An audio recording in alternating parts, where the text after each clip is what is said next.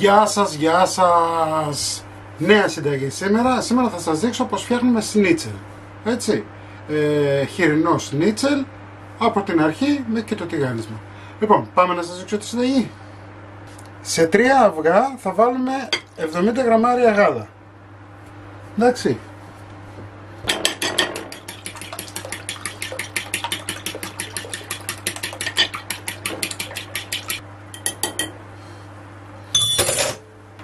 Εδώ έχουμε το γάλα μας με τα αυγά. Εντάξει.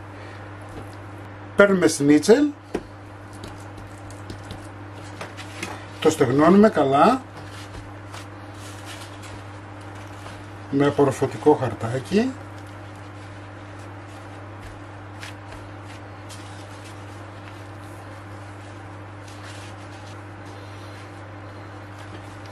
Το ίδιο κάνουμε και με το επόμενο. Θέλουμε το σνίτσελ μας να είναι στεγνό.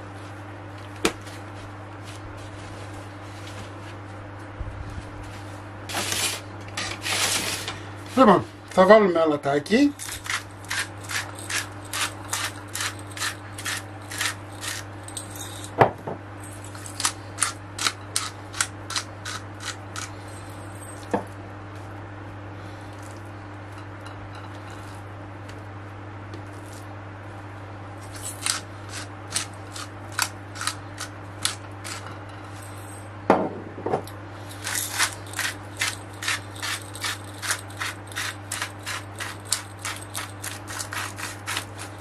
Θα αλευρώσουμε καλά. Θωρακίζουμε δηλαδή με λίγα λόγια το κρέας μας. Το βουτάμε στο αυγό και μετά σε φρυγανιά.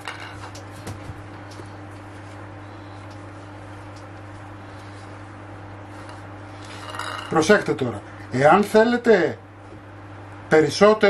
περισσότερο πανάρισμα, έτσι, το ξαναβουτάτε πάλι στο αυγό, εντάξει, και ξανά πανάρισμα.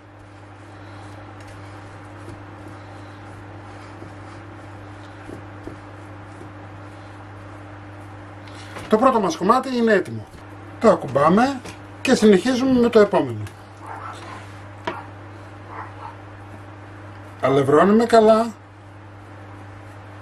Έτσι, με αυτόν τον τρόπο, με το αλεύρωμα που κάνουμε, τι θα γίνει, δεν θα ξεκολλήσει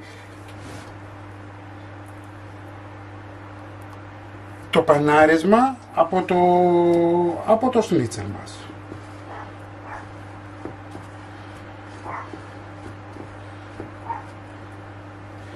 Ξαναβουτάμε.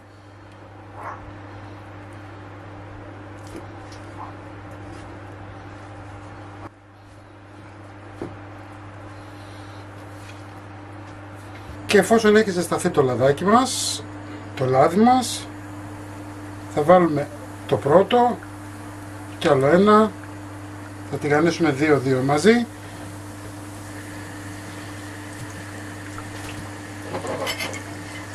Δεν θέλουμε πολύ δυνατή φωτιά, θέλουμε σιγανή φωτιά για να ψηθεί το κρέας μας. Αν και είναι λεπτό, θέλουμε σιγανή φωτιά, έτσι. Το αφήνετε να τηγανιστεί από τη μία πλευρά για 3-4 λεπτά και μετά θα γυρίσουμε. Θα γυρίσουμε.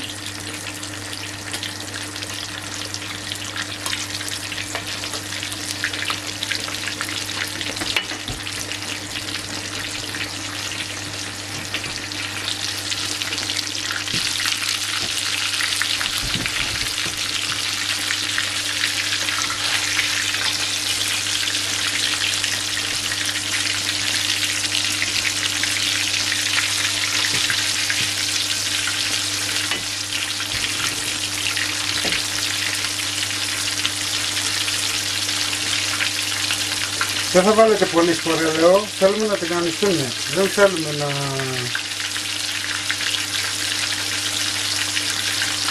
να βράσουν. Λοιπόν, τα πρώτα μας είναι έτοιμα. Κοιτάξτε τι ωραίο.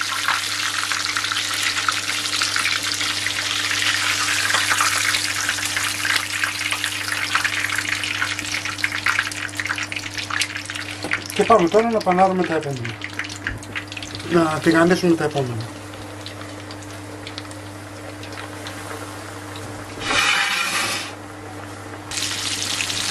Λοιπόν, αυτά είναι. Να τα φτιάξετε, είναι πεντανόστιμα. Μην ξεχνάτε να κάνετε κοινοποίησεις στα βίντεό μας. Οτιδήποτε χρειάζεστε να έρθετε στην ομάδα μας. Μαγειρικές απολαύσεις είναι στο Facebook. Να κάνετε εγγραφούλα στο κανάλι μας γιατί είναι δωρεάν. Και τη συνταγή όπως πάντα θα την εβάλω στο www.magirikesapolapsis.gr. Να είσαστε καλά και θα τα πούμε με ένα επόμενο βίντεο. Γεια και χαρά σας!